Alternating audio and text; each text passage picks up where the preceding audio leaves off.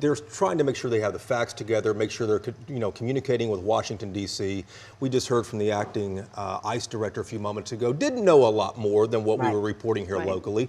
Members of Congress we're talking to, the senators representing Texas, they don't know a lot more than what we're talking about locally. So a lot of the information is coming from here, but since it's a federal facility, they want to, of course, make sure that everyone there knows first what's going on before it's relayed to the public here in Dallas. Oh yeah, and there's so many different aspects of this because you've got the crime scene where the shooter was, and then you've got where the detainees were shot. So you've got and you've got to also talk to the officers. They're probably also looking at body camera, looking at footage to get a better picture of what happened before they come out and say anything. And they're going to check with federal partners, state partners, and obviously all the DPD officers that were out there at the scene as well. And Rebecca, you've covered many of these, but what usually is also happening simultaneously at these events, there's usually a raid on an apartment or a house wherever this individual who was the shooter lived. And they're likely doing that as we speak, providing that person had any identification on him at the time that he took his life. Yes, and also going through the social media posts and all that. As we remember in the Allen shooting, the shooter did have social media. It was not visible to anyone, but he had a lot of rhetoric on there that eventually led law enforcement to understand, who he was and why he did what he did in Allen. So as happens sometimes in, mass shootings, they are going through everything that they can find about this person as well. And that will probably come later on where we know more about who the shooter is.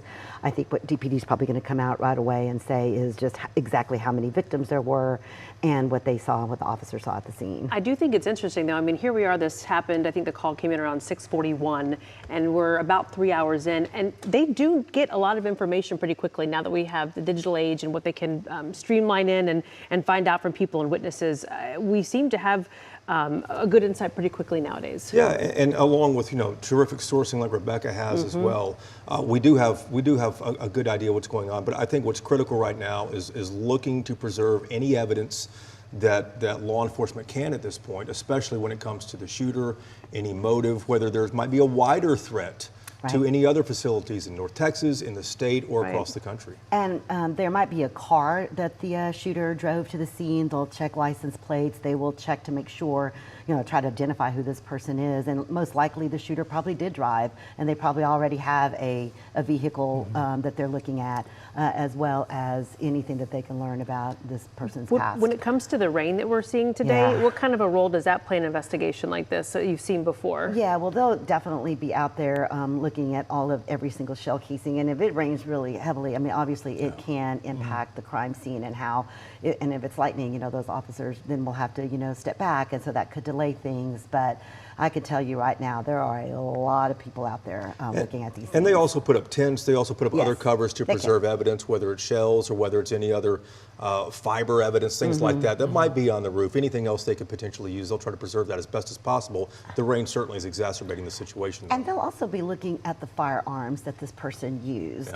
They'll be trying to trace those right now. I'm sure by now ATF is definitely involved, and I know they're at the scene.